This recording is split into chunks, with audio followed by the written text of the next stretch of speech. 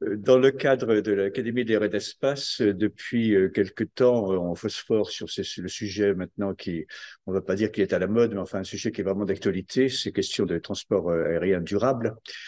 Et nous avons créé, à l'issue d'un colloque qui a eu lieu en mars 2021, il y a 2 ans en fait, nous avons créé une commission qu'on m'a confiée qui, pour réfléchir sur ce sujet, pour faire des propositions et pour essayer de démêler le vrai du faux dans tout ce qui se dit, parce qu'on a quand même, on est quand même un petit peu énervé d'entendre des messages dans tous les sens qui sont parfois assez loin d'une certaine vérité, on va dire. Bon.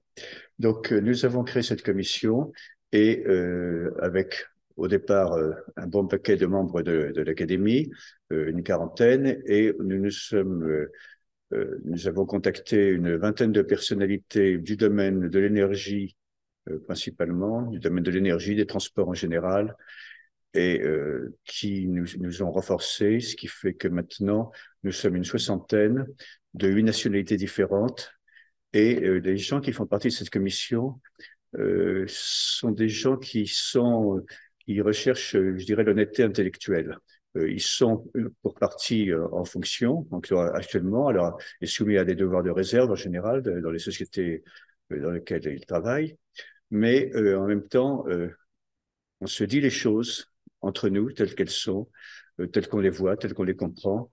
Et donc, je crois qu'on peut employer le mot think tank qui est assez consacré dans ce genre de choses. On n'est pas une ONG écolo, c'est pas comme ça qu'on se baptiserait, mais je crois que beaucoup d'entre nous sont plutôt écolos dans l'âme, en fait. Et en même temps, nous revendiquons une certaine indépendance de jugement sur la documentation et autres. Voilà. Donc, énergéticien, climatologue, sociologue, on a toutes sortes de métiers représentés. Alors, une chose importante est de rappeler que le transport aérien, c'est quelque chose qui est avant tout international. Il y a du transport aérien national, bien sûr, mais c'est d'abord international. C'est important de le dire. C'est régi depuis 80 ans environ par la Convention de Chicago, qui s'est mise en place alors que la guerre n'était même pas finie.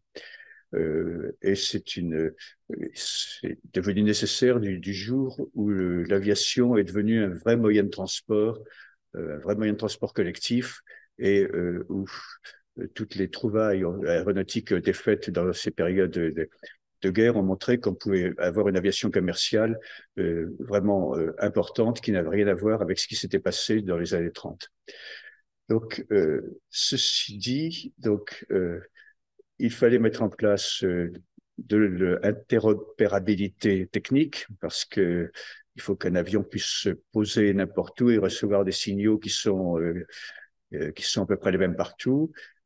Il fallait que ça respecte la souveraineté des États, parce qu'on va d'un État à l'autre. Entre les deux, d'ailleurs, on est dans des zones extraterritoriales. C'est un peu compliqué tout ça. Et donc, c'est le seul secteur économique qui, à l'échelle mondiale, est organisé d'une manière aussi structurée que l'aviation. C'est vraiment le seul. Donc, je continue. Alors, l'impact climatique. Alors, là, il y a les réalités et puis les perceptions. Alors, la réalité, celle qui nous intéresse, celle qui nous motive vraiment le plus dans cette commission, c'est l'émission de CO2. C'est clair et net, c'est le gros truc. Le CO2, quand on le, on brûle des produits, des hydrocarbures, va rester dans l'atmosphère pendant des dizaines d'années, si ce n'est pas une centaine d'années, pendant très longtemps. Donc, il s'empile, il s'empile, il s'empile. Donc, il faut arrêter les frais, qu'on pense à n'importe quoi sur le climat. Les quantités qu'on met chaque année sont quand même assez énormes à l'échelle même à l'échelle de la planète, et il faut arrêter les frais. Donc, c'est le gros problème. À côté de ça, il y a d'autres effets. Les oxydes d'azote qui ont un effet alors qu'il peut être réchauffant ou refroidissant suivant qu'ils attaquent le méthane, qui est un autre gaz qui ne concerne pas l'aéronautique, mais qui concerne plutôt l'agriculture, bon, qui est pas bien bon. Donc, les autres, c'est compliqué. Euh, on va pas trop en parler. Je vous dirai un mot sur les contrails en quelques secondes, là aussi, un peu plus tard. Alors, il faut voir une chose. En fait, je l'ai découverte il n'y a pas longtemps. Il y a des gens qui, à la demande des autorités européennes, ont fait des études sur ce qu'on appelle les externalités des moyens de transport et d'autres choses d'ailleurs. Et les externalités, c'est tout ce qui peut y avoir de nuisible pour d'un point de vue écologique, au-delà du CO2, des choses comme ça. Et alors, il se trouve que par l'empreinte au sol, qui est vraiment toute petite de l'aviation par rapport au nombre de kilomètres passagers transportés, effectués, il se trouve que l'aviation se classe, vous aurez peut-être du mal à le croire, mais se classe mieux encore que l'autocar. Et l'autocar, pourtant, c'est pas mal. Bon, et donc, c'est entre le vélo et l'autocar. C'est vraiment très fort. Donc, moi, j'étais surpris de voir ça. Alors, ceci, c'est en fait euh, en extrapolant euh, les- l'époque où les émissions de CO2 seront réduites vraiment fortement. Mais tout de même, il y a tout ce qui n'est pas CO2, tout ce qui va à côté et qui est tout à fait en faveur des transports aériens qui, en fait, à part les aérodromes qui font pas beaucoup de kilomètres carrés au total finalement, à part ça, ça fait quand même pas beaucoup d'externalités environnementales. Alors, si vous vous intéressez aux questions d'énergie et d'émissions, vous avez peut-être entendu parler des scopes 1, 2 et 3, qui sont une façon de compter, de comptabiliser des émissions. Alors, on parle toujours du scope 1. Alors, c'est ce que vous brûlez directement. C'est ce que, si vous brûlez du charbon, du gaz, du pétrole, vous mettez de l'essence dans votre voiture et vous le brûlez, ça, c'est votre consommation de scope 1. C'est vraiment le truc tout à fait direct. Alors, pour un avion, ben, c'est ce que brûle l'avion en l'air, évidemment, c'est très clair. Pour un train, c'est le courant qui va passer dans les caténaires et que vous allez utiliser.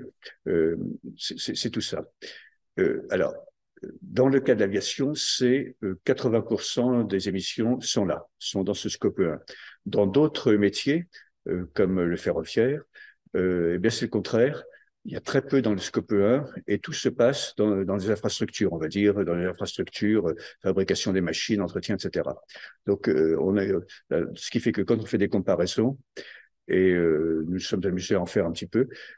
Donc, c'est vraiment sidérant de voir qu'on est dans deux mondes différents. L'un des mondes, c'est vraiment je brûle du pétrole et c'est ça mon émission principale qu'on voit bien. Et l'autre, c'est je consomme une électricité aussi propre que possible, mais à côté, il y a plein de choses dont on parle pas trop. Bon. Alors, donc, ce qui fait que la bonne façon de compter, c'est ce qu'on appelle l'analyse en cycle de vie. Alors, c'est ce qui se fait de plus en plus, ce qui est la bonne manière de travailler. Donc, il faut regarder toutes les émissions qu'il y a pu y avoir dans le processus de fabrication. C'est vrai pour n'importe quoi. C'est vrai pour un pullover, c'est vrai pour un ordinateur, c'est vrai pour une voiture. Le cycle de vie, c'est tout ce qu'il a fallu comme émission depuis les pièces détachées, depuis la mine jusqu'à la fabrication de la machine pour la fabriquer. Et à chaque étape, il y a du CO2, il y a de l'effet de serre. Et donc, si vous accumulez tout ça, et vous obtenez un certain volume donc d'émissions qui lui a vraiment du sens. Et donc, mieux on travaillera, enfin, plus on travaillera sur cette analyse du cycle de vie, mieux on appréhendra ce qu'il faut faire.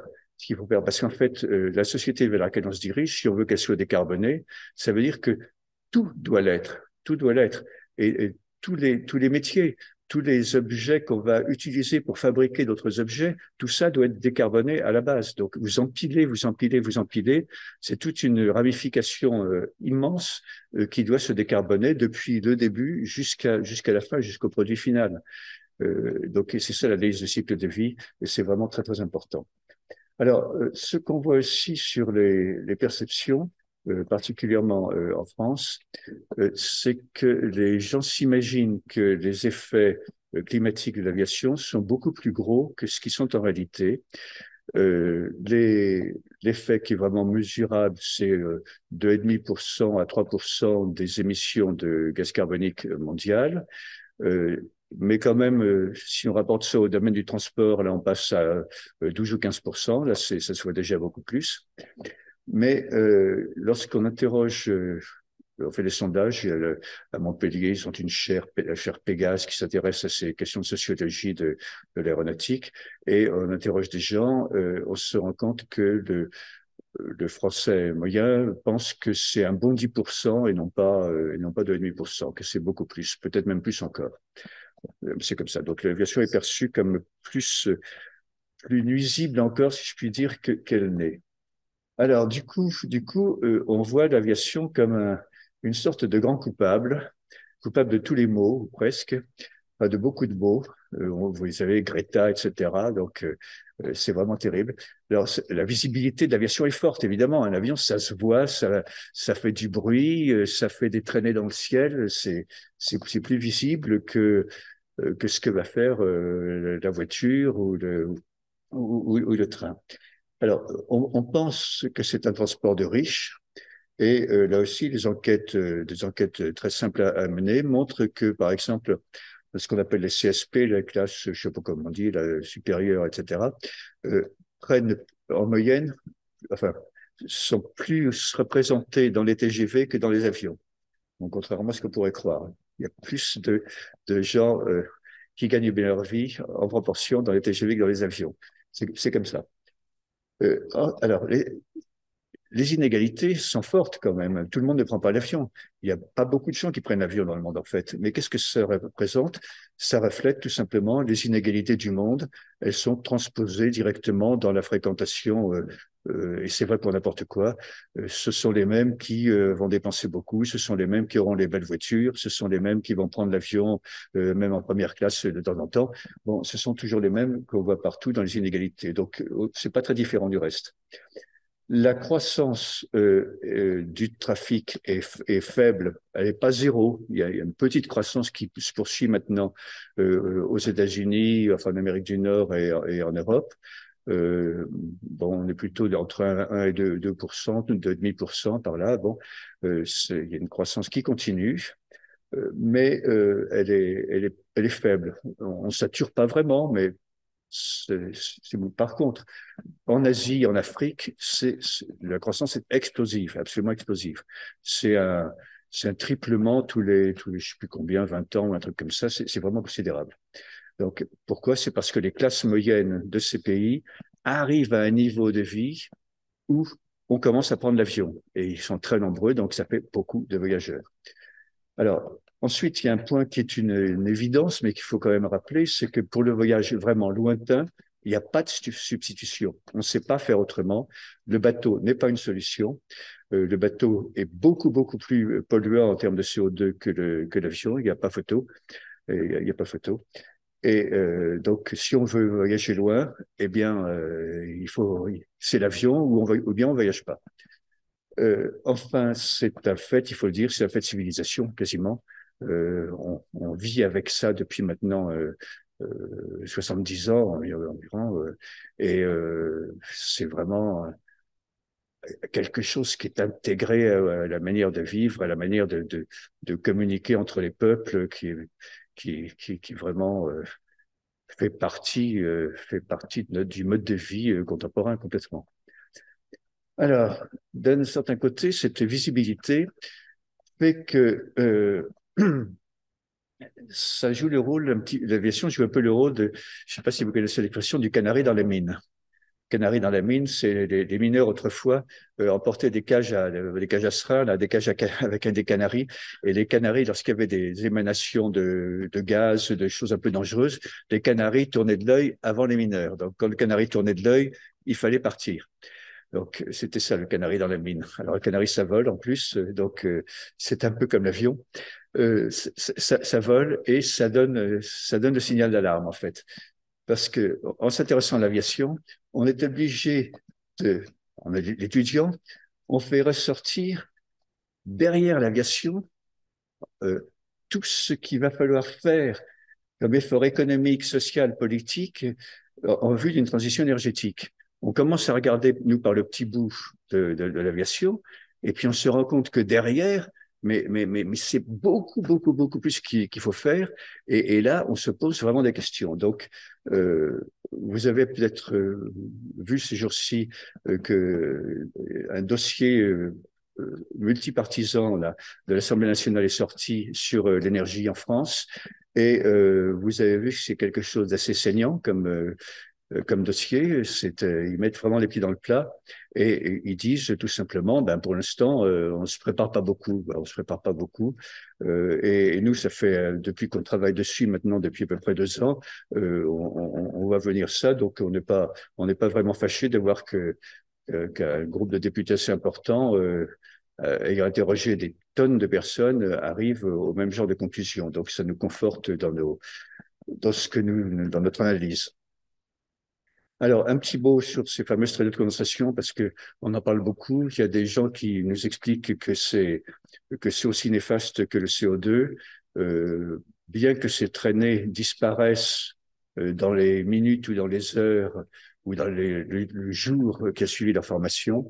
Alors, ces traînées, elles font l'objet d'études depuis une vingtaine d'années, même plus que ça. Les études ont commencé alors qu'on n'avait vraiment pas les moyens d'étudier ça. Les moyens de mesure étaient tout à fait en dessous de ce qu'il fallait. On a quand même lancé des modèles là-dessus. Et en gros, c'est que quand vous faites des traînées là-haut, il y a un effet qu'on appelle parasol, c'est-à-dire que ça réfléchit, ça renvoie la lumière solaire vers le haut, donc ça refroidit en gros. D'ailleurs, si vous êtes, moi, quand je suis sur le balcon de mon chalet par un beau temps et qu'un avion passe et que sa traînée passe devant le soleil, ben on met le pull. On met le pull, ça marche, ça refroidit, ça c'est vrai.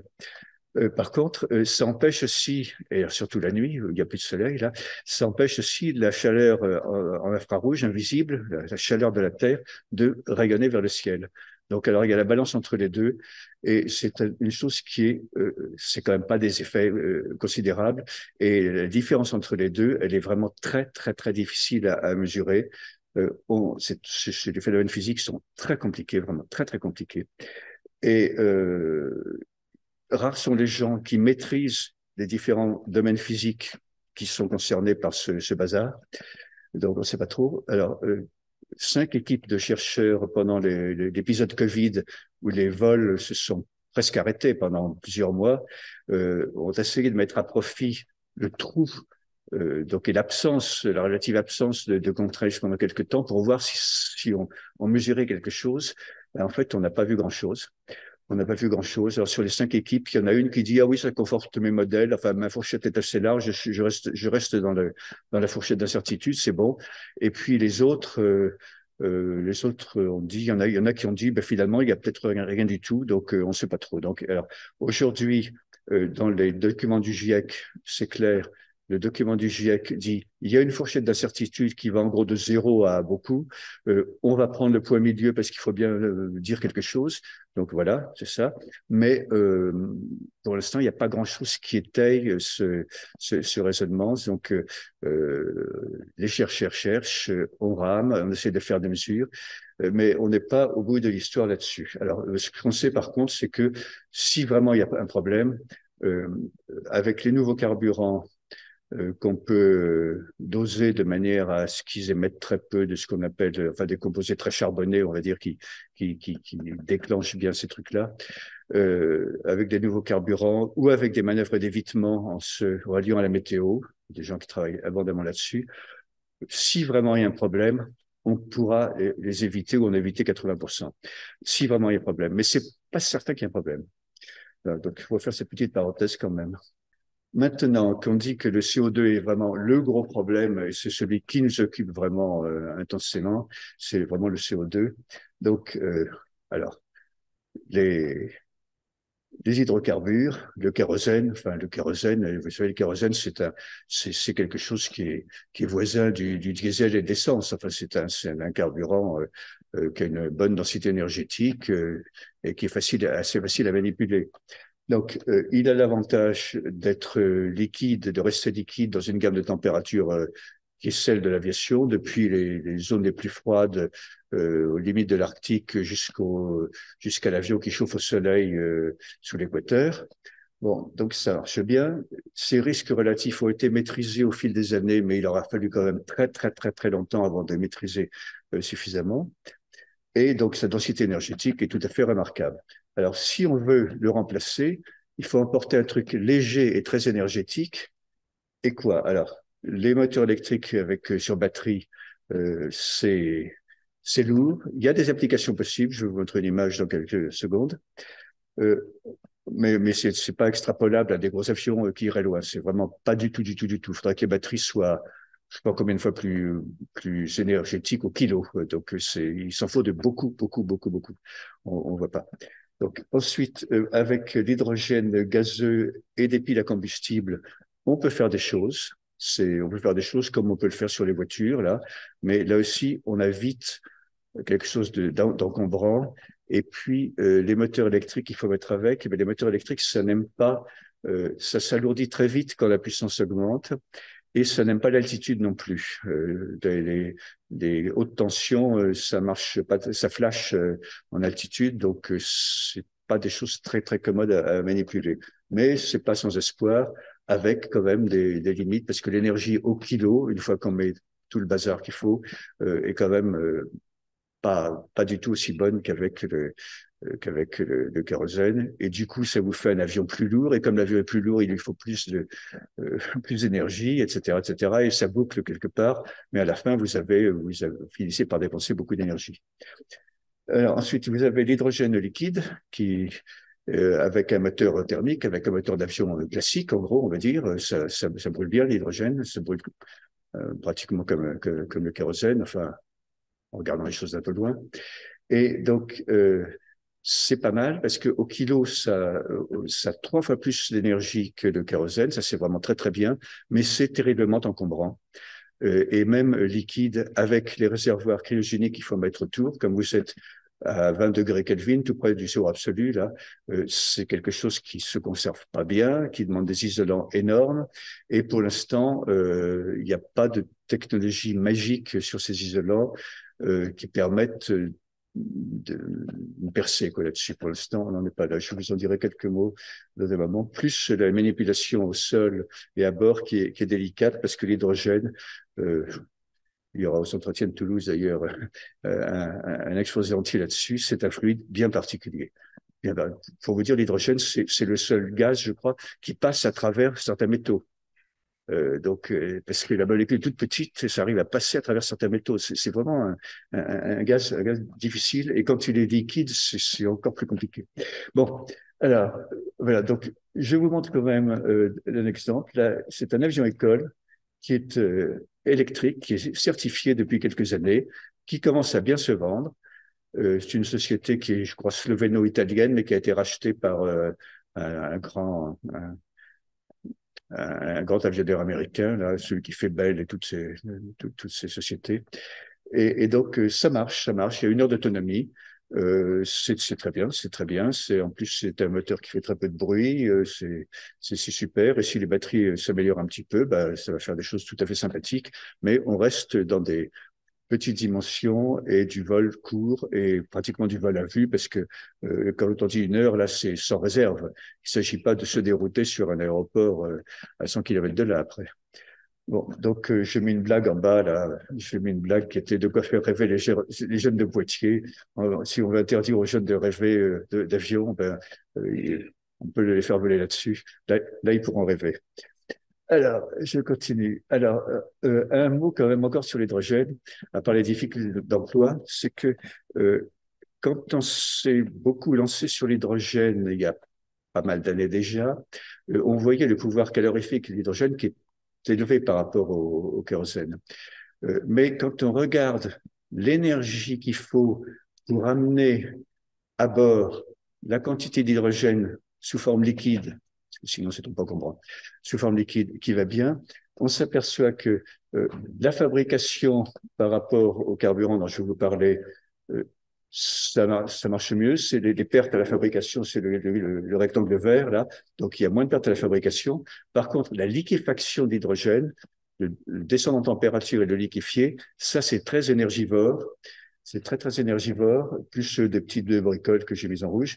Ce qui fait qu'à la fin des fins, grosso modo, que vous embarquiez des kilowattheures d'hydrogène ou des kilowattheures de carburant durable de type kérosène, un ersatz de kérosène, vous arrivez à peu près à la même chose. On peut discuter si c'est un peu plus, un peu moins, mais enfin, c'est du même ordre de grandeur. Donc, et alors en plus,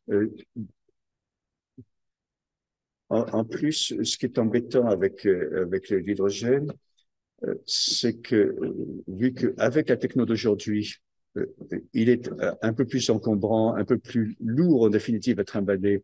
Donc, il demande un plus gros avion, donc un avion un peu plus lourd. Et ce qui fait que vous, même s'il y a un petit gain à la fabrication de l'hydrogène, après, vous le reperdez parce que vous consommez un petit peu plus à un nombre de passagers égal, si vous voulez. L'avion est un peu plus gros, il faut qu'il apporte plus de choses. Donc voilà, donc c'est pas un, je dis que c'est pas un Graal économique, c'est pas un Graal économique. Comme certains le pensaient, il y a encore pas si longtemps, dans notre groupe de travail, et là je vois, nous avons quelqu'un qui était une des sommités de l'Institut français du pétrole et que je connais depuis pas mal d'années. Et il y a 10 ans, je peux vous dire que les carburants dont on parle maintenant, ben lui, il y croyait pas, il y croyait pas. Il y a 10 ans. Donc effectivement, c'est pas si simple. Alors, donc, il y a quand même des travaux qui se font sur l'hydrogène. J'aime bien montrer quelques belles images de temps en temps. Donc, il y a les études, le paquet d'études de faisabilité qui se fait chez Airbus et dont on aura les résultats dans quelques années. Donc, il y a des choses, j'utilise le mot faisabilité parce que il y a des choses qui sont pas évidentes à faire dans la manipulation de l'hydrogène et autres. Il y a des choses qui sont pas évidentes et il faut s'assurer que c'est possible à bord d'un avion dans des conditions raisonnables qui sont celles du transport et avec la fiabilité qui est absolument incroyable des avions de transport. Alors, par contre, avec de l'hydrogène gazeux, là, on est dans un domaine qui ressemble à celui des voitures. Il y a des taxis à Paris qui roulent avec ça, il y a 200 taxis environ. Donc, c'est un truc qui est assez bien maîtrisé. Là, il y a une société qui est pilotée par Transfuge d'Airbus, qui essaye de rétrofiter des avions de taille moyenne à hélice, là, des Dash 8 et puis des ATR 42, qui essayent de mettre à bord une technologie de bidon d'hydrogène qu'on changerait et puis de propulsion des moteurs avec ça. Bon, alors là aussi, pour des missions pas trop longues, parce que c'est quand même encombrant, c'est quand même lourd à la fin. Mais par contre, alors, leur idée, c'est je vais vendre du zéro émission, zéro zéro, c'est-à-dire que si mon hydrogène a été produit avec de l'électricité bien verte, là, il n'y a pas un poil de CO2 qui est dans le circuit.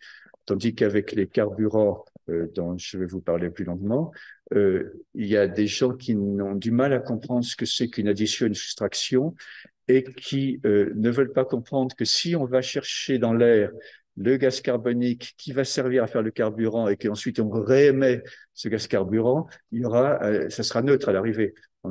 OK, on n'aura pas diminué le CO2 qui est dans l'air, mais on n'en aura pas ajouté du tout. Donc, c'est pas très compliqué à comprendre, mais il y a des gens qui ont du mal à le comprendre. Donc, c'est comme ça. Alors, je continue. Alors maintenant, il y a un point très important, c'est le progrès des avions. Le progrès des avions. Alors, depuis, moi, je suis pas tout jeune, et depuis que je les vois faire ces avions, depuis que je vois la réduction de consommation impressionnante qui se fait depuis que je travaille, on était dans je sais pas combien, on était du côté de 10 litres au 100 quand j'ai commencé. Les nouveaux avions qui sortent maintenant sont du côté de 2 litres. Mais avant d'arriver à 2 litres, on est passé à 6, à 3, etc. Et chaque fois, on a dit, bah, ça y est, maintenant, on est au bout de l'histoire, on pourra pas faire mieux. On pourra pas faire beaucoup mieux. Et en fait, on est actuellement les avions qui sont sortis depuis 2017, là, les générations des Neo, A321 Neo et autres, ou A350 de chez Airbus. On est dans la classe des 2 litres et pas grand-chose aux 100 km passagers. Donc, c'est tout à fait remarquable, sachant que la flotte actuelle des avions qui sont en compagnie, là, qui a une moyenne de une douzaine d'années d'âge, est du côté de 3 litres et demi. Donc, il y a quand même, en remplaçant les avions assez plus rapidement, on peut passer d'une famille 3 litres et demi dans une famille qui est plutôt 2 litres, virgule quelque chose. Donc, c'est déjà un gain très important. Eh bien, au-delà, il y a des gens qui réfléchissent sur des concepts comme ceux que je vous montre ici. Il y a le concept Boeing de faire, alors il y a des gens de l'aéronautique dans la salle qui savent que quand on augmente l'allongement des ailes, automatiquement, on augmente ce qu'on appelle la finesse, c'est-à-dire grosso modo à poids donné la résistance à l'avancement. Donc ça vole mieux, on va dire, pour faire simple. Et seulement, vous voyez, les planeurs, ça a des ailes qui n'en finissent pas. Les planeurs sont des ailes extrêmement allongées comme ça. Ben, l'idée, c'est d'aller un peu dans ce sens-là. En plus, on fait un petit peu de voilure laminaire parce que les ailes sont moins profondes. Bon, enfin, on peut gagner sur différents tableaux. Et donc, j'ai découvert que chez Boeing, ils réfléchissent à ça. Avec ça, c'est une image d'artiste. Ils réfléchissent à ça. Alors, avec des avions qui seraient tellement allongés en envergure que pour se balader dans les aéroports, il faudrait plier les voilures comme sur les porte-avions. Bon, donc il y a ce concept. Alors au milieu, il y a quelque chose qui est à l'étude depuis pas loin de 20 ans maintenant, 15-20 ans, mais faire mûrir un truc pareil, c'est très compliqué, mais ça commence à bien mûrir chez Safran et chez GE, chez General Electric. C'est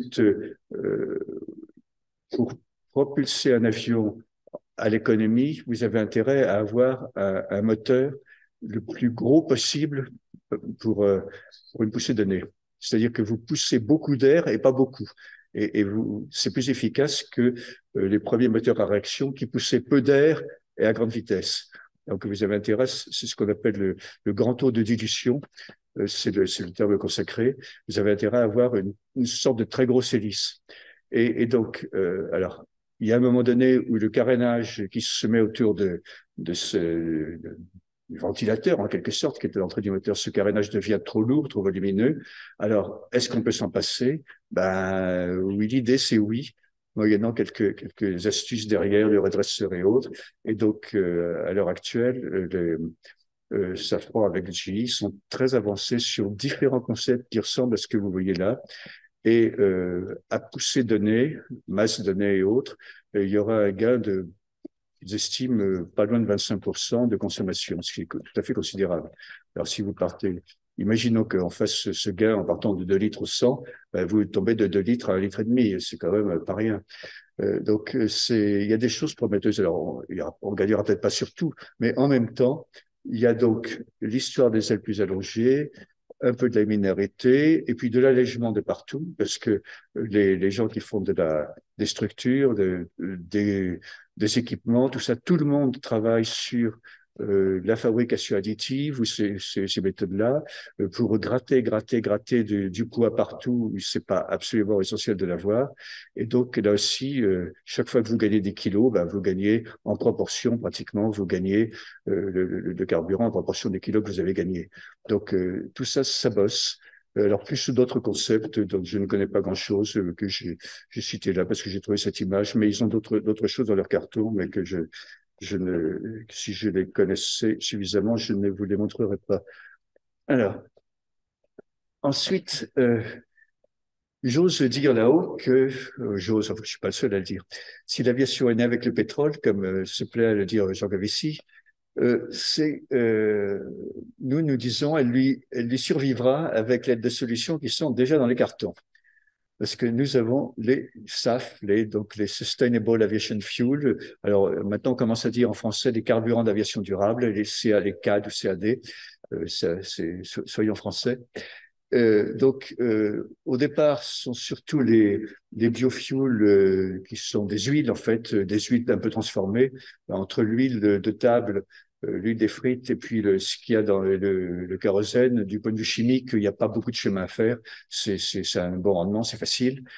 Seulement, je voyais un chiffre ces jours-ci là-dessus. Si toute la consommation d'huile de table mondiale était convertie toute, était converti en carburant, soit automobile, soit aéronautique, je ne sais plus lequel des deux, ça ne suffirait pas pour un seul jour de consommation d'essence. Même pas pour un seul jour. Donc, en fait, avec les huiles, on n'ira pas très loin. Ensuite, vous avez ce qu'on appelle les biofuels lignocellulosiques. Alors, c'est un mot très savant pour dire qu'en fait, on va utiliser tout le bois, toute la, toute la plante, tout ce qui brûle, comme vous faites du feu. Voilà. Quand vous faites du feu, vous utilisez tout ce qui brûle, vous récupérez tout. Et donc, l'idée, c'est de se servir du carbone qu'il y a dans la plante jusqu'au bout. Et alors, soit on procède d'une manière telle qu'on arrive directement ensuite à du kérosène ou de l'essence, et soit on le dope avec un petit peu d'hydrogène qu'on aura obtenu par électrolyse, et là c'est beaucoup plus efficace, avec peu d'énergie verte qui fabrique l'hydrogène, on fabrique quand même pas mal de carburant, donc ça c'est pas mal. Alors ensuite, vous avez ce que j'ai mis en vert, là, vert comme les verts, voilà, c'est ce qu'on appelle les e-fuels, I pour électro en fait, c'est-à-dire des fuels qui viennent, qui sont vraiment synthétisés à partir je dirais pas de rien, mais à partir du gaz carbonique qu'on va piquer dans l'air et de l'eau qu'on électrolyse pour faire de l'hydrogène et puis d'électricité. Avec ça, bon, voilà. Vous avez tous les ingrédients. Alors, la chimie est un peu compliquée. Ça demande de l'énergie. Je vais y revenir dans un moment. Ça demande pas mal d'énergie. C'est ça qui est embêtant. Mais ça marche bien. Alors, c'était à l'étude déjà en France il y a une dizaine d'années. Ça l'était aussi à peu près au même stade en Allemagne il y a cette dizaine d'années-là. La différence entre nos deux beaux pays, c'est que les uns ont commencé à industrialiser et puis les autres ont continué à chercher. Et c'est bon, c'est un peu voilà. Ce qui fait que les uns ont mis en place des brevets, des processus industriels en tout genre. Et alors, en Allemagne, mais aux États-Unis aussi d'ailleurs. Les États-Unis ils ont cherché fort là-dessus. Ils ont mis en place toute une batterie de brevets, de trucs. Et donc, ça existe. C'est vraiment une solution qui est prouvée maintenant. Ils sont produits pas beaucoup pour l'instant, juste des centaines de milliers de tonnes. Je veux dire, c'est pas c'est pas des dizaines ou des centaines de millions de tonnes, mais ils sont produits quand même pas mal. Et donc, on sait que ça marche, on connaît les rendements, on sait combien ça coûte. Donc, c'est une vraie solution. Alors, dans ces produits, que ce soit des biofuels, des e-fuels ou autres, il y a 7 produits pour l'instant qui sont certifiés par le grand certificateur mondial de ces kérosènes, on va dire. Et puis, pour l'instant, ils ne sont pas admis pour 100% non plus de mélange, mais pour être mis pur dans l'avion. Des tas d'avions ont volé avec ça, avec ces carburants purs, mais on ne fait pas encore voler des passagers avec. C'est pas certifié pour ça pour le moment. Donc, mais il y a des joies à changer par-ci par-là. Il y a quelques bricoles, et puis on n'est pas encore sûr quel genre de mélange on va utiliser, qu'est-ce qui sera le plus favorable, par exemple, pour ces fameux contre-ailes, entre autres. Est-ce qu'on a intérêt à mettre plutôt de ceci, plutôt de cela? Il y a encore un petit peu de flou là-dessus. Voilà, c'est ce que j'ai bien avec la composition ajustable, que c'est quand même pas mal de pouvoir ajuster le carburant. Bon, voilà. Alors, le problème, c'est ce qui est en rouge en bas. Le problème, c'est que dans 1 kilo de fuel, vous avez, je parle en kilowattheure, là, vous avez 12 kilowattheures. Voilà, comme ça vous donne de l'énergie. Vous le faites brûler, vous avez 12 kilowatts émis pendant 1 heure. Et pour fabriquer ce kilo, il vous faut de l'électricité à hauteur de 25 kilowattheures. Donc, il vous faut le double de ce que vous mettez dedans. Alors ça, c'est vraiment un truc très embêtant et qui est vraiment caractéristique de l'aviation et qui nous différencie énormément des autres modes de transport. Quand vous voulez avancer vers un transport propre avec la voiture, vous passez à l'électrique. Alors, à l'électrique, au lieu d'avoir du carburant qui a 12 kWh et puis de faire passer le brûler dans votre moteur avec un rendement qui s'appelle pour les gens qui ont fait de la physique le rendement de Carnot et qui va être un rendement quand c'est 40%, c'est déjà pas mal. Donc, si vous mettez un moteur électrique à la place qui va avoir un rendement de 90%, eh ben, en gros, vous faites x2, enfin, la moitié, quoi. Vous dépensez moitié moins d'énergie qu'aujourd'hui. Donc, vous avez la même voiture propulsée avec les mêmes chevaux, les mêmes, voilà, mais en consommation électrique, ce sera une consommation d'énergie qui sera en gros 2 fois moindre que celle qu'il y a dans le pétrole d'aujourd'hui pour faire la même chose. Tandis que pour l'avion, ça va dans l'autre sens. Au lieu d'avoir une division par deux, vous avez une multiplication par deux. Donc, c'est un grand écart entre la route, l'autre, et l'avion. Un très, très gros écart.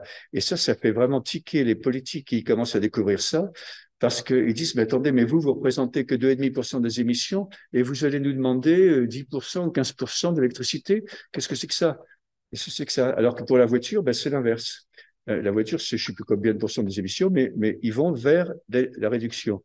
Et tout à fait naturellement et sans se rationner, quoi, pour autant. Donc, c'est une très, très, très, très profonde différence qui est vraiment très embêtante pour notre secteur. Ah non, il faut que on part dans ce sens-là. Voilà. Alors, bon, là, c'est un tout petit peu de chimie de seconde. C'est ce que je vous disais. Donc, vous avez, alors, il y a un pointeur en dessous, là. Je n'arrive pas à le faire marcher. Oui, ah, c'est ça. Alors voilà.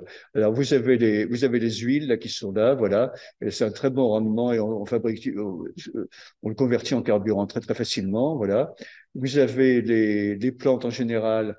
Le rendement est moins bon, mais par contre il y a des grosses masses à convertir. Vous ramassez des déchets forestiers ou autres en quantité ou des déchets agricoles et qui coûtent pas grand-chose. Donc ça c'est un assez bon truc quand même. Vous avez ensuite la même chose, mais en mettant un petit peu d'hydrogène avec, qui vient de l'électrolyse. Et là, vous avez une voie. Et puis, vous avez les e-fuels, là, donc extraction de gaz carbonique de l'air, et puis électrolyse pour produire de l'hydrogène. Et vous combinez tout ça, et ça vous donne aussi le même truc. Alors, à l'arrivée, vous avez les fameux SAF. Bon, mais et tout ça est compatible. C'est le même produit. Alors, euh, il s'est construit parce que ça marche maintenant. Ma photo est vieille, je n'en ai pas trouvé de plus jolie, toute récente. Il y a Porsche avec Siemens qui, profitant de l'avance allemande sur ce sujet, il y a 7 ans, a commencé à lancer l'idée de faire des usines qui produiraient du carburant vert, si je puis dire, pour les voitures. Et donc, au sud du Chili, là où le vent souffle en permanence quasiment, là près du détroit de Magellan, une usine s'est mise en place avec une production encore petite. On est encore en centaines de milliers de tonnes, mais ils pensent passer au demi-million de tonnes d'ici très peu, dans 2-3 ans, je crois. Et avec un demi-million de tonnes, ils devraient pouvoir contenter les possesseurs de Porsche qui sont des voitures de collection. Il y a 70% des Porsche fabriqués qui sont encore sur la route, sur la route ou dans des rallyes de vieilles voitures. Ils veulent assurer ça. Et puis, ils veulent aussi que leurs voitures de compétition de Formule 1 marchent au carburant vert. Voilà, pour l'image de marque. Alors voilà. Alors ça ne nous plaît pas beaucoup ces trucs-là, parce que si l'automobile fait concurrence sur ces procédés qui sont, comme je vous l'ai dit il y a quelques instants, très coûteux pour fabriquer du carburant, vraiment c'est pas de jeu, alors que l'automobile pourrait se contenter de l'électrique. Voilà, alors c'est vraiment pas sympathique. Bon, alors au passage, je vous montre quelque chose qu'on ne voit pas sur le site qui est là, mais les machines à capturer le CO2 atmosphérique, c'est plein de ventilateurs et puis des bains de liquide dans lesquels le CO2 se dissout. Et puis au bout d'un moment, on régénère le bain. Et puis, alors ça demande un peu d'énergie, bien sûr, mais c'est l'énergie qu'on va récupérer des autres processus chimiques qui servent, bon, qui ont des pertes. Donc, en fait, on arrive à un truc assez astucieux comme rendement. Alors, je continue. Alors, le prix de tout ça. Alors, c'est ça qui va tout faire. Parce que s'il faut mettre 25 kWh pour faire 1 kilo de fuel, eh bien, à combien est-ce qu'on paye le kilowattheure? Alors, le kilowattheure, vert.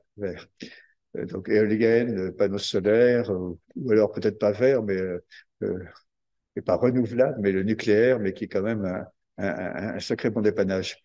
Alors, c'est 5 centimes du kilowattheure, vendable à la sortie de l'éolienne, là, ou du panneau solaire, ou plutôt 10 centimes une bonne partie du temps. Alors, si vous avez besoin de 25 kilowattheures pour 1 kilo de pétrole, et s'il est à 10 centimes, vous avez 25 fois 10 centimes et vous démarrez, avant d'avoir fait quoi que ce soit, avec une dépense de 2,50 € pour le litre, pour le kilo. Oui.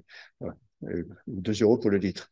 Bon, et avant d'avoir, et puis il faut mettre tous les autres processus derrière. Donc c'est pas un petit truc. Vous finissez avec des prix au kilo qui sont à ce moment-là de plusieurs euros. Alors, les fourchettes sont encore très grandes aujourd'hui. C'est difficile de dire où ça se stabilisera. Ça va être un marché très compliqué. Bon, beaucoup de gens disent du côté de 2500. Donc, en gros, ce serait peut-être pas une catastrophe, mais tout de même, c'est plusieurs fois, 3, 4 fois le coût du fuel d'aujourd'hui, le coût du kérosène d'aujourd'hui. Donc, alors, sachant que pour les longs courriers, on met facilement 30% d'euros sous forme de fuel dans le ticket dans le billet d'avion, là, si vous multipliez 30% ou 40% par 3 ou 4, eh bien, votre prix du billet, il monte un grand coup. Il monte un grand coup. Alors, je vais y revenir dans un instant. Alors, bon, je ne vais pas vous décortiquer tout ça, c'est un peu compliqué, mais ce qu'il faut retenir, euh, c'est que si le prix du billet monte de moitié, de 50%, les estimations qui sont faites par un certain nombre de gens plus savants que nous, autour de nous, estiment que l'élasticité, comme on dit, réduira le trafic de 25% à peu près, donc grosso modo. Donc, c'est ce que dit la Fédération de l'aviation marchande, c'est ce que dit la DGAC. Donc, bon, OK, on le prend tel quel. Alors, s'il y a une augmentation en Europe du trafic, mais qu'elle est modérée par l'augmentation des prix, euh, voilà, plus le fait que d'ici 2050, les flottes se seront renouvelées. Donc, au lieu d'avoir des flottes à 3,50 € le litre, les 100 km passagers, là, si on passe aux environs de 2 litres et quelques, là, donc on aura beaucoup gagné. On estime qu'on aura gagné vers 2050 à peu près 36%. C'est ce que donnent les simulations de renouvellement des flottes. Donc, si vous mettez les 26%, les 36% ensemble et tout, ça fait que si ça se trouve en Europe, au départ des aéroports européens en 2050, on aura peut-être besoin d'un petit peu moins de kérosène qu'aujourd'hui, avec quand même une certaine croissance du trafic, une tendance à la croissance du trafic. Bon, voilà, c'est toujours bon à prendre.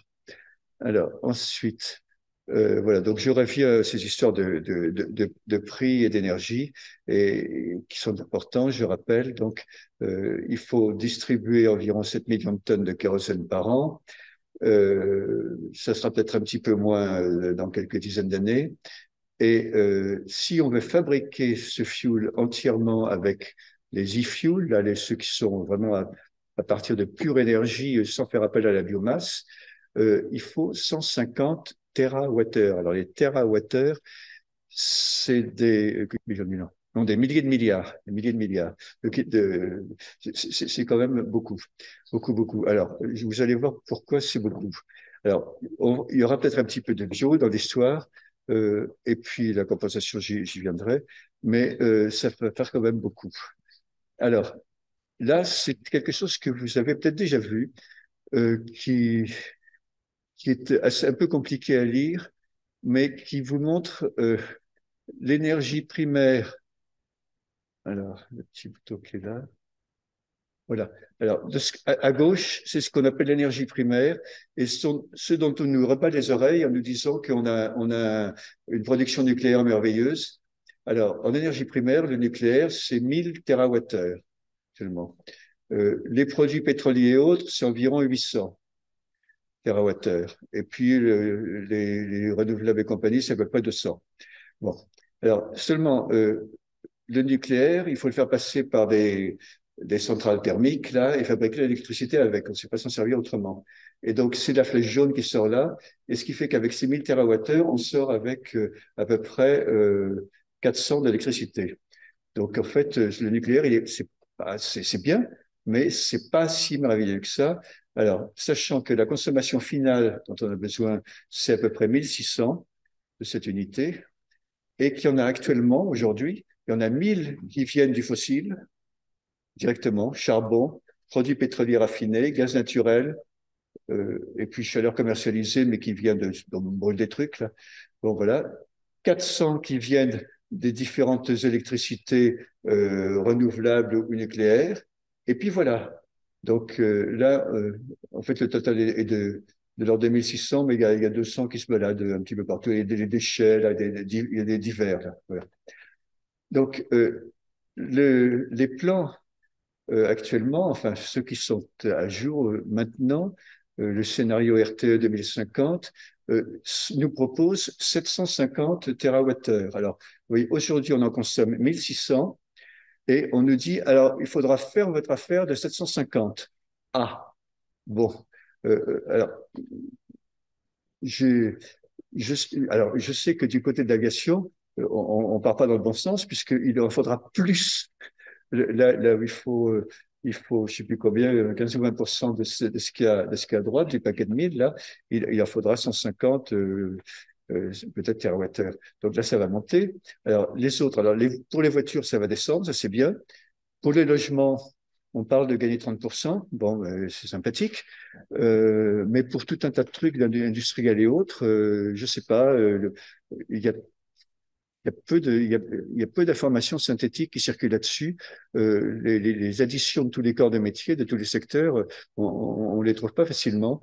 Et franchement, on se demande, je dis pas qu'on n'y arrivera pas, mais le 750 me paraît quand même un petit peu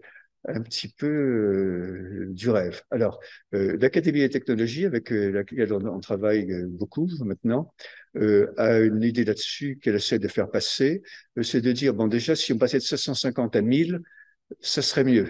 Ça serait mieux. Et on pense que ce chiffre de 1000 va être entendu. On pense quand même. Donc, alors là, 1000 au lieu de 1600, peut-être qu'on sait faire l'économie, alors de descendre de 1600 à 1000, peut-être qu'on peut y arriver. Mais c'est pas gagné. Donc, vous voyez, donc, quand on débarque là-dedans et qu'on dit, moi, maintenant, je faisais du fossile et je remplace ce fossile par 150 TWh, ça fait des ordres, là. Les ministres concernés ont entendu parler de ça tout récemment. Et voilà, bon, il y en a qui ont fait des bons. Il y en a qui ont fait des bons en disant, mais l'aviation, mais attendez, vous n'êtes rien du tout et vous voulez tout ça, ça va pas marcher. Bon, donc voilà. Alors, donc nous sommes devant, en fait, nous voyons devant nous, en fait, un mur de l'énergie. On est en 2023, là. 2050, c'est dans 27 ans. Il faut augmenter la production d'électricité de beaucoup, beaucoup, beaucoup, donc 600, 700 TWh, quelque chose comme ça. Euh, Qu'est-ce que ça fait d'avoir un nouvel entrant là-dedans qui est l'aéronautique et qui va demander 150 ou même 100? Bah, c'est pas un truc évident. Et donc, il va falloir de toute façon investir pour fabriquer cette énergie. Qu'on la fasse avec des éoliennes, du nucléaire ou du solaire, il faut investir. Alors, il y a un chiffre que j'ai en tête, qui est facile à retenir, c'est que pour avoir de la production éolienne, panneaux solaires et compagnie, ou nucléaire, de 1 TWh annuel, il faut y mettre 1 milliard d'euros, en gros. C'est pas tout à fait ça, mais enfin, c'est l'ordre de grandeur est là. Donc, à peu près 1 milliard d'euros. Donc, si vous voulez mettre une production de 600 TWh en plus, il faut trouver 600 milliards d'euros. Alors, si on démarre, non, mais c'est pas, ça paraît beaucoup, mais c'est pas dément, en fait, 600 milliards d'euros. C'est pas dément. Si c'est étalé sur 24 ans, 27 ans, ça fait donc 24 milliards par an. C'est il y a des tas de budgets dans les lignes de l'État, des tas de lignes qui sont, enfin, je vais pas en citer parce que je me ferai mal voir, mais qui sont dans ces ordres de grandeur. Par contre, on peut se demander, quand on voit que l'industrie manufacturière en France n'a une valeur ajoutée d'environ 200 milliards, 24 milliards à faire fabriquer de plus en France comme ça. Il faut trouver les gens pour le faire, il faut trouver des gens qui savent le faire, il faut trouver des bras, il faut trouver des têtes, il faut trouver tout ça. Et quand on est un pays aussi désindustrialisé que la France, c'est peut-être pas si évident que ça, parce que j'ai marqué un tout petit au bas du tableau quelque chose d'extrêmement perfide là. J'ai dit en part de valeur ajoutée dans l'Union européenne, notre pays, donc en proportion de valeur ajoutée de l'industrie manufacturière, notre pays n'est pas dernier. Il a derrière lui quand même la Grèce, Chypre, Malte et le Luxembourg. Tous les autres sont devant. Tous les autres sont devant. C'est impressionnant vraiment. Vous pouvez prendre des statistiques Eurostat et autres, vous verrez les chiffres, je ne sais pas inventé. J'étais assez atterré de découvrir ça. Donc, c'est peut-être pas évident. Et puis, plus on tarde, plus ça sera dur de mettre en place toutes ces énergies. Il faut y aller, faut y aller. Et en fait, c'est le message qu'on va développer ces temps-ci, c'est il faut y aller. Alors, parce que si on n'y arrive pas, si on n'y arrive pas, alors si on ne peut pas investir pour 6 millions de tonnes d'e-fuel par an, ce qui est nécessaire pour les aéroports, alors pour investir, il faut mettre au pot 6 milliards par an pendant 25 ans. Et alors là, on aura tout ce qu'il faut pour fabriquer les kérosènes synthétiques. Là.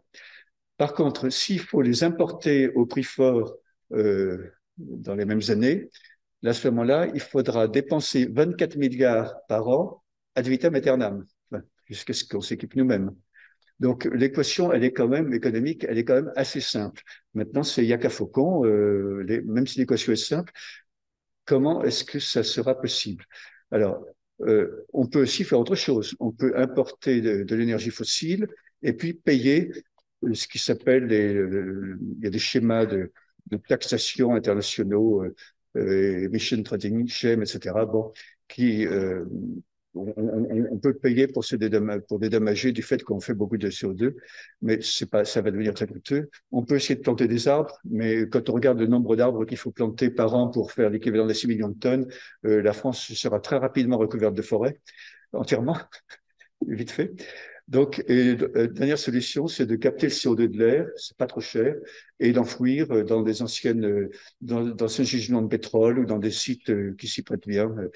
On ne sait pas, ça c'est encore dans l'enfance, on ne sait pas trop si ça peut marcher.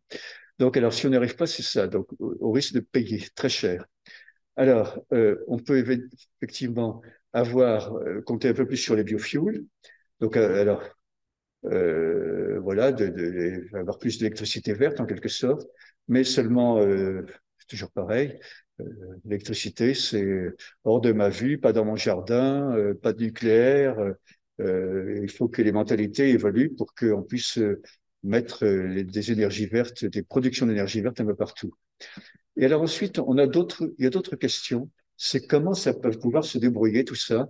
Et là, on est un peu dans le bleu actuellement, parce qu'il faut voir qui achète le carburant. Là, c'est du carburant qui est vendu sur les aéroports.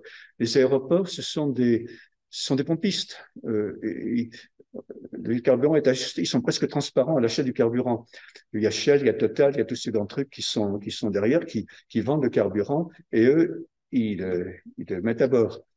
Et en fait, qui achète? Donc, sur les aéroports français, c'est une trentaine de compagnies françaises, des petites et puis les quelques grandes. Et puis, c'est une bonne centaine, et plus les toutes petites, une compagnie étrangère. Alors, c'est donc une nébuleuse très compliquée. Ils sont pas syndiqués, si je puis dire. Ils sont c'est un peu chacun pour soi. Donc, je vois pas, personnellement, Je ne vois pas encore comment ça va pouvoir se jouer. Qui va négocier avec les pétroliers, les énergéticiens, les pouvoirs publics pour cet avitaillement, pour ces carburants? Il y a des négociations qui se font ici ou là. Air France s'y met, d'autres s'y mettent. Bon, par petite quantité pour tâter le terrain. Bon, mais c'est pas clair du tout. Donc, il faut que le transport aérien s'organise pour. On sait pas, on voit pas comment aujourd'hui pour négocier avec les gens qui feront ce carburant. Voilà. Donc, c'est pas un truc facile. Donc, mes conclusions sont là maintenant. C'est que la décarbonation d'ici 2050, c'est pas facile, c'est possible, mais voilà.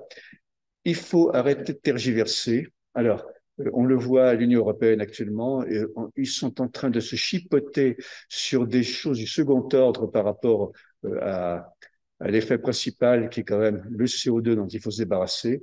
Ils se chipotent là-dessus, c'est vraiment consternant. Pendant ce temps, le temps passe. Le temps passe. Parce qu'ils pourraient prescrire des mandats d'incorporation de ce carburant plus rapidement, mais non, le temps passe.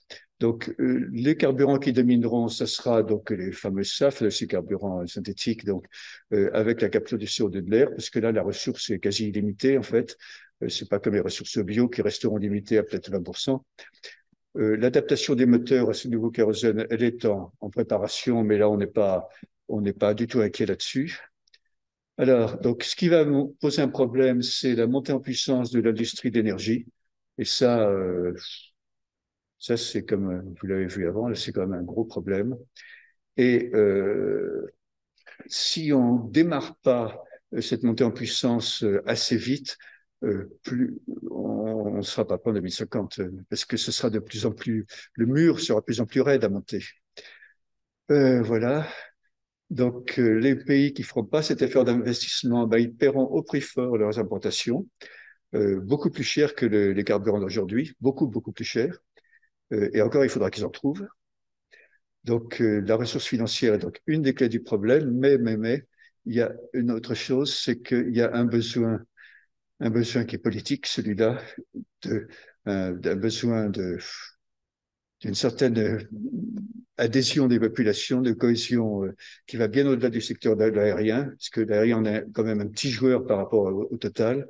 Et même si on peut représenter 10% du total, il y a les 90 autres pourcents donc nous, vu de notre petite lucarne, on ne voit pas encore très bien comment ça va se débrouiller. Pour l'instant, ça progresse depuis qu'on bosse là-dessus, on s'aperçoit qu'il se passe des choses quand même. On est en contact avec les énergéticiens, avec tous. On a dans notre groupe de travail des gens qui sont de l'industrie pétrolière, on a des gens de l'électricité, mais quand même, on les connaît bien, mais c'est pas, ça démarre pas très vite. Et donc, ce que je conclus un peu brutalement pour finir, c'est que le tempo d'une révolution industrielle qu'on n'a jamais connue, en fait, c'est un effort là qui est aussi important peut-être que la reconstruction de l'Europe après la guerre. Cet effort, c'est pas, il n'a pas le même tempo et oui, le même tempo, on va dire. On était parce que que les visions politiques courantes d'aujourd'hui, quoi. Il y a vraiment un hiatus entre les deux qui peut inquiéter un peu. Donc, il faut que les choses évoluent pour qu'on s'en sorte bien comme il faut. Voilà. Voilà, je vous remercie pour votre attention.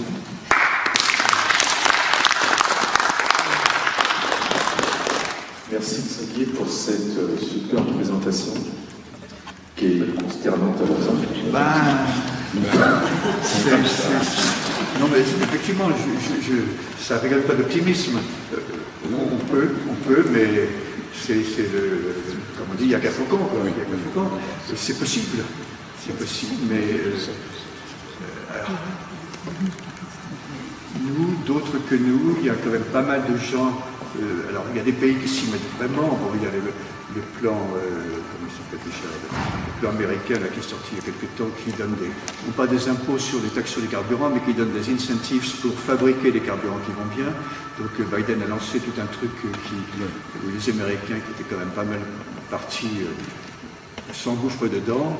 Il faut vous dire que sur les 7 carburants homologués par l'autorité en question, il y en a 6 qui sont américains. Voilà. Et un allemand, je crois. Voilà. Donc, on n'est pas vraiment en tête de la course. Mais on a ce qu'il faut normalement pour s'en sortir. C'est un peu énervant de voir comment dire, que le milieu politique, ce que nous connaissons du milieu politique, et on commence à en connaître un petit bout quand même. Il y a 15 jours, on était audité au Sénat, par exemple. Vous allez, on voit des gens. Après-demain, je vais un truc à l'Assemblée nationale.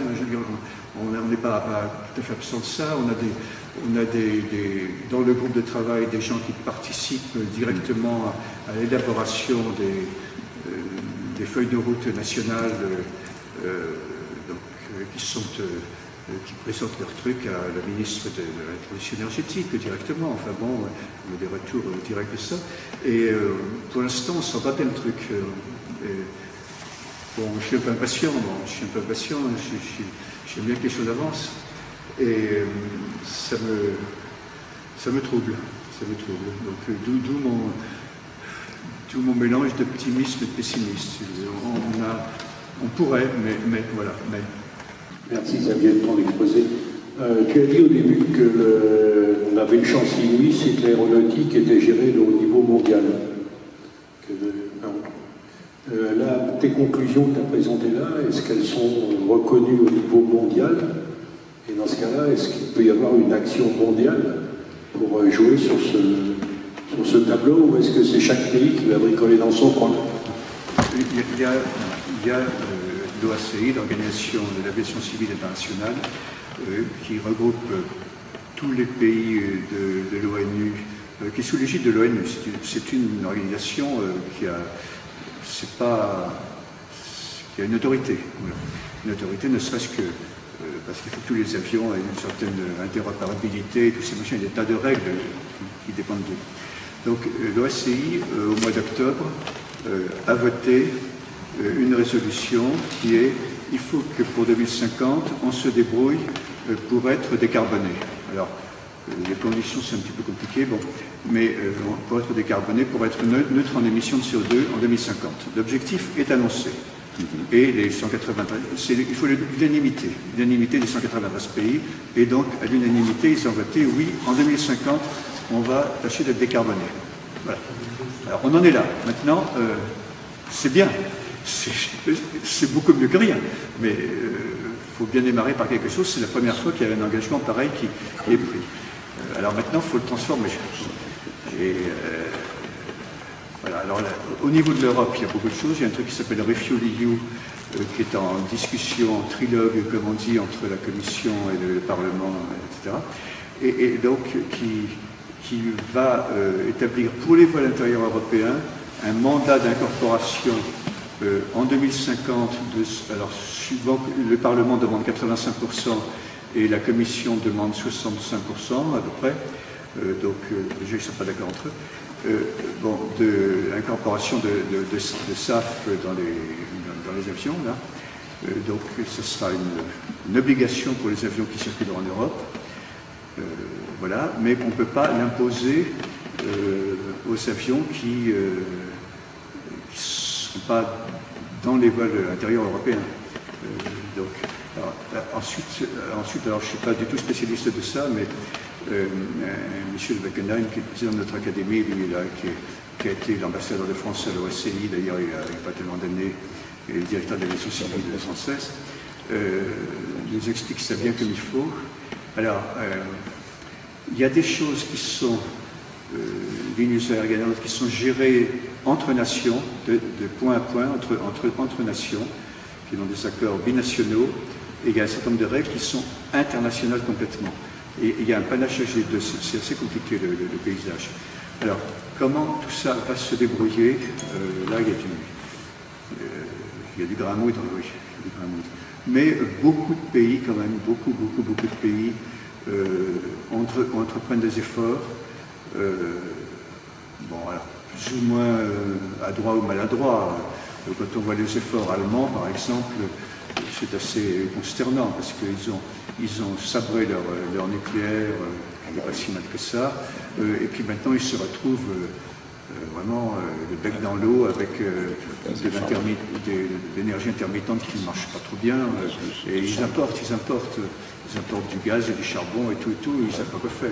Donc il n'y a pas que chez nous que c'est difficile. Il y a beaucoup de pays où c'est effectivement très difficile également.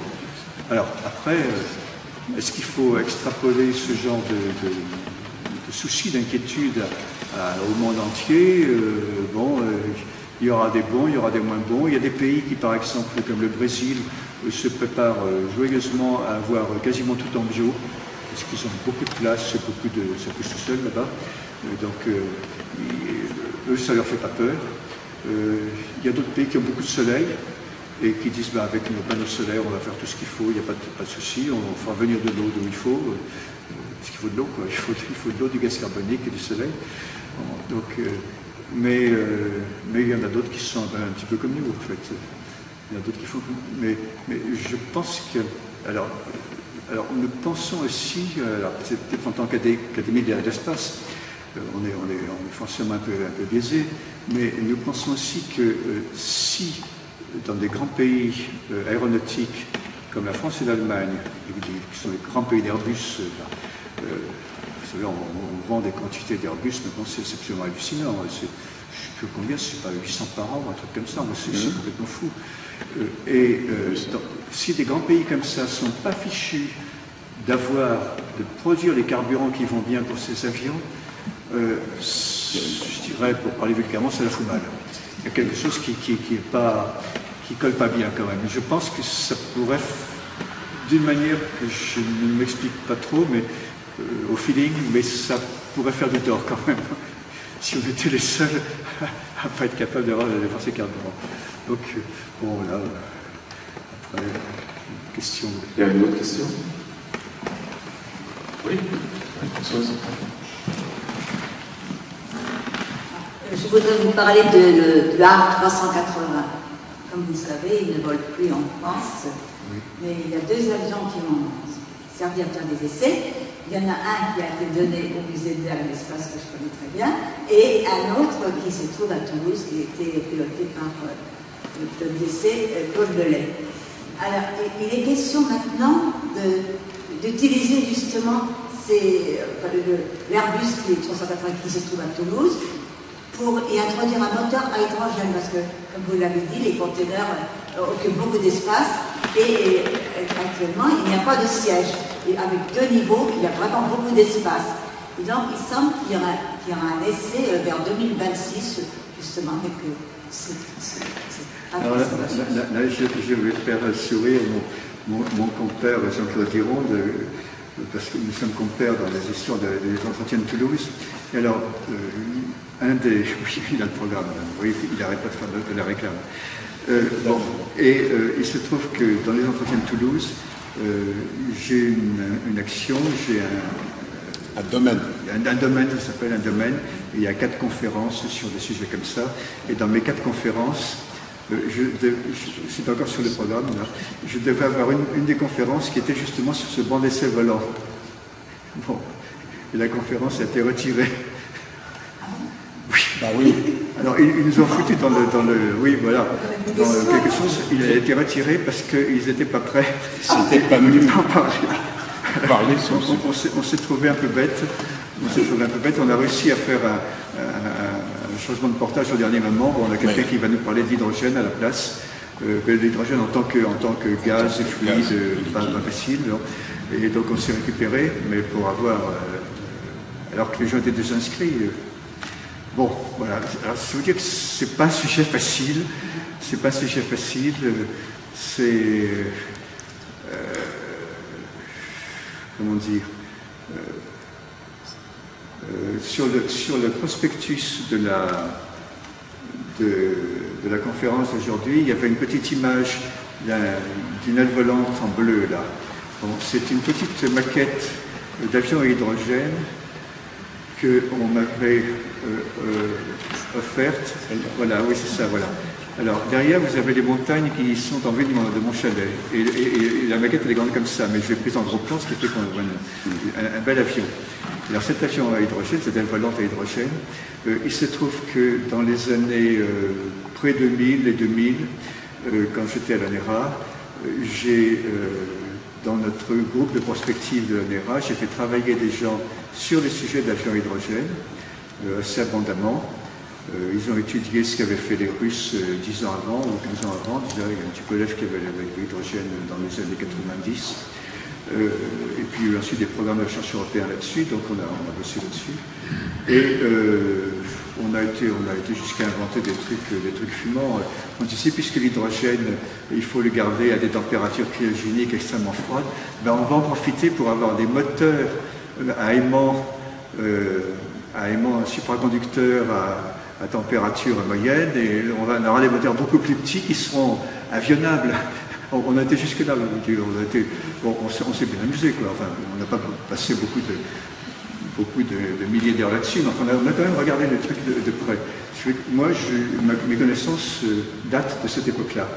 Et je te dis, bon, ben, ça doit être possible, mais c'est pas facile. C'est pas facile. Et alors, après vous avez la logique économique qui s'en mêle, quoi.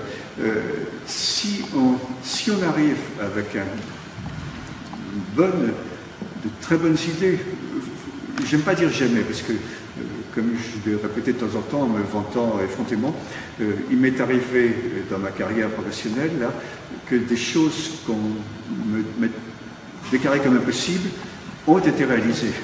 Ah oui. Donc, faut pas se précipiter pour dire jamais. Je ne dis pas jamais là-dessus, mais c'est pas facile. C'est pas facile. On n'a pas inventé encore, par exemple, des réservoirs cryogéniques. Il se trouve que la cryogénie, j'en ai fait un petit peu, comme Jean-Claude. J'ai brassé de l'azote liquide par dizaines de milliers de tonnes. Bon, et fait construire des grosses machines avec ça. Donc la cryogénie, ça demande des précautions et du volume et du poids. Bon. Et aujourd'hui, on ne sait pas faire des réservoirs cryogéniques suffisamment légers. Oui, voilà. Ils sont... Ce qui fait que ça vous fait un avion qui n'est pas tellement trop lourd.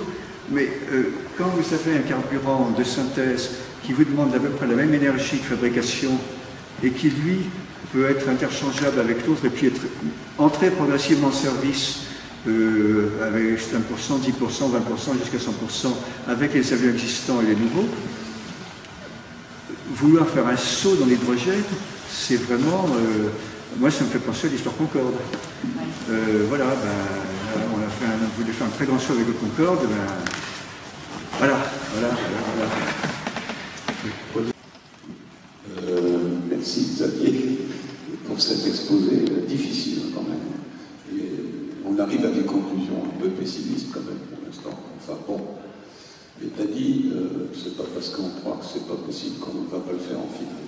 Bon, j'avais juste une question. Sur une de tes planches, tu as dit que l'hydrogène liquide, en avitaillement des avions futurs au sol, c'était pas évident. Tu peux en dire un peu plus, parce que tu es passé là très rapidement là-dessus. Oui, mais il faudra trouver les bonnes techniques pour ça. Il y a déjà un problème, c'est que quand on vide un réservoir de carburant, il est bon de faire ce qu'on appelle de l'inertage avec le kérosène. Quand on vide les réservoirs d'aile de kérosène, on introduit de l'azote. L'azote gazeux. L'azote gazeux, oui, l'azote gazeux, ça ne risque pas de mettre le feu, de brûler. Bon, alors, avec l'hydrogène, on peut utiliser l'hydrogène gazeux pour rester ce tampon au-dessus de l'hydrogène liquide, pour ne pas avoir à faire ces questions d'inertage. Bon, c'est déjà quelque chose. Mais il faut bien s'y prendre, il ne faut pas laisser entrer la moindre fuite d'air. Alors, Et parce que si vous voulez faire de l'énervage avec un gaz, il n'y a que l'hélium qui marche. Voilà. Alors pour le spatial, on utilise l'hélium, alors c'est rare et c'est très cher, donc c'est absolument hors de question de l'avoir sur les aéroports, c'est dément, il n'aurait pas assez d'ailleurs. Bon, donc on ne peut pas le faire à l'hélium, donc il faut trouver des techniques astucieuses qui font que jamais il y a de l'air qui rentre, même si vous êtes sous l'orage à minuit sur l'aéroport de Pétaouchnef, il ne faut pas qu'il y ait une fausse manœuvre et d'introduire de l'air dans le truc, parce que avec des proportions d'hydrogène d'air assez faibles dans l'hydrogène, ça peut péter. Voilà. Oui. Donc, alors ceci dit, il ne faut pas non plus s'en faire trop une montagne. Le Hindenburg, le fameux dirigeable qui a brûlé aux États-Unis et donc signé la réunion de ce dirigeable, les gens qui sont morts dans cet accident, ils ne sont pas morts à cause de l'hydrogène.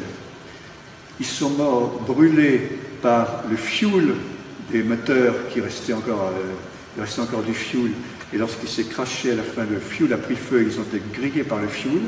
Parce que l'hydrogène qui a pris feu avec le coup d'électricité, de foudre ou autre, la chaleur est montée vers le haut, et puis elle a touché personne. Par contre, il y a aussi tous les gens qui ont sauté. C'était encore assez haut. Ils ont sauté, ils se sont tués en sautant. Donc, c'est pas l'hydrogène qui a grillé les gens. Donc, en fait, faut pas. Bon, il faut jamais dire jamais. Faut jamais dire jamais. Mais c'est lorsqu'on a des SAF un peu à portée de main, il faut vraiment y croire pour militer pour d'autres techniques. Voilà. Merci Xavier pour ta présentation, et elle est très claire et on a bien compris tous les enjeux. Sur le plan technique, on comprend que l'hydrogène sur le papier, ce serait bien, mais c'est extrêmement compliqué à mettre en œuvre. Donc les biocarburants, ça peut être quand même la solution, d'autant plus que tu viens d'expliquer, on peut le mettre progressivement en service en augmentant le pourcentage de carburant. Et en plus, la technologie des moteurs ne change pas complètement. Donc, il me semble que ce qui manque, c'est la volonté politique, finalement. Et quand on voit les chiffres d'investissement qu'il faut mettre, ils sont colossaux, mais je veux dire que si on les répartit année par année, ça reste des chiffres raisonnables. Alors, qu'est-ce qu'il faudrait faire au niveau politique, puisque maintenant, les experts sont là, le diagnostic est fait, il faut décarboner.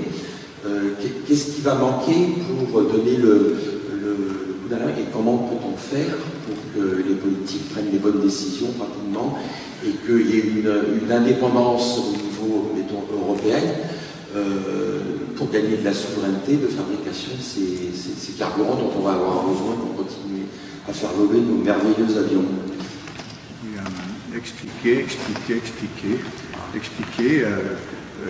faut... vous savez, des politiques qui ne sont pas de la science infuse et ils ne connaissent pas toutes les physiques qu'il y a derrière tout ça. Quand on parle de ces sujets, même dans des assemblées relativement techniques, je me rends compte qu'il y a des choses qui passent comme ça. Donc c'est pas si évident d'expliquer c'est un petit peu subtil quand même. Par exemple, le fait que l'hydrogène ou les e-fuels, la partie n'est pas évidente au départ, elle n'est pas complètement close non plus. Bon, c'est pas facile, rien que d'expliquer ça, c'est difficile. Expliquer ensuite, alors personne ne peut se représenter, moi non plus, ce que c'est que des térawattheures. C'est gigantesque comme quantité d'énergie, c'est absolument gigantesque. Ça fait, on comptait souvent en tonnes d'équivalent pétrole, maintenant ça passe de mode, mais en tonnes d'équivalent pétrole, ça devait être sur le diagramme, je crois aussi. C'est des quantités monstrueuses. On est dans une civilisation là, qui est celle de l'énergie facile. Il y a, j'ai cité le nom de Jean Covici tout à l'heure, mais je suis pas d'accord avec. Je suis d'accord avec beaucoup de ce qu'il dit, pas avec tout. Mais Jean Covici, il a raison de nous rappeler que nous vivons comme si nous avions à notre botte en permanence l'énergie physique de 250 esclaves. Voilà. Voilà, c'est quand même pas rien, 250 personnes qui nous aident à faire notre truc. En moyenne, c'est ça qu'on utilise au quotidien, tout le temps, 24 heures sur 24. Donc c'est fou en fait. On utilise énormément d'énergie, énormément, et c'est comme ça. Et ça coûte pas grand-chose en fait. Et en fait, finalement, l'aviation, c'est un petit joueur par rapport à tout ça. Le grand joueur, c'est l'ensemble de la société. Et c'est ça qui nous frappe dans mon groupe de travail depuis maintenant un certain nombre de mois. Maintenant, c'est dire, bon d'accord, ok, les 20 milliards par an, c'est quoi? C'est la subvention de la SNCF. Bon, c'est pas dément. C'est pas dément. Donc, on reste... Vous avez encore du travail. Convaincre le politique. Voilà. Juste pour compléter pour l'ordre de grandeur, dans les propos de Sankovici, là, enfin, oui. Et il dit, en 100 ans, si je mets 1 pour la consommation d'énergie d'un humain sur Terre, en 100 ans, on fait x20. Donc aujourd'hui, on dépense 20 fois plus d'énergie par habitant qu'il y a 100 ans. Je crois qu'il a des arguments pour le dire. Et donc c'est ça le problème. Le problème, c'est qu'on vit avec beaucoup plus, il nous faut beaucoup plus d'énergie pour vivre qu'avant. Et donc est-ce qu'on sera capable à la fois de satisfaire les besoins en énergie énormes qui nous attendent? En France, on dit qu'il faut qu'on double actuellement notre capacité en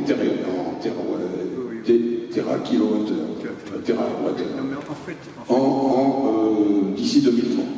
En fait, si on compte en kilomètres carrés d'éolien offshore, des trucs de Saint-Nazaire, les mettant un peu loin, et puis si on compte en panneaux solaires, même sans tenir compte du nucléaire, qui, je pense, est souhaitable quand même pour se dépanner pendant un certain nombre de dizaines d'années. Si on compte que là-dessus, c'est pas dément. Il faut voir qu'en France, on a 10% de la surface de la France qui est artificialisée. C'est des routes, des maisons, des voies ferrées, n'importe quoi, enfin tout artificialisé, des magasins. Donc, alors, et si on avait des panneaux solaires, oublions l'éolien et tout, si on avait simplement des panneaux solaires sur 1% du territoire, c'est-à-dire un dixième de ça, ben on n'aurait pas ce qu'il faut. Donc c'est pas... Bon, c'est plus facile à dire qu'à faire, mais c'est pas hors de proportion complètement. Il tombe beaucoup d'énergie sur Terre. Beaucoup. Il faut la capter, c'est diffus, il faut ratisser large. Et voilà, mais c'est pas impossible quand même. C'est pas impossible. Bon, on va arrêter là. On te remercie beaucoup. Vous avez été vraiment super.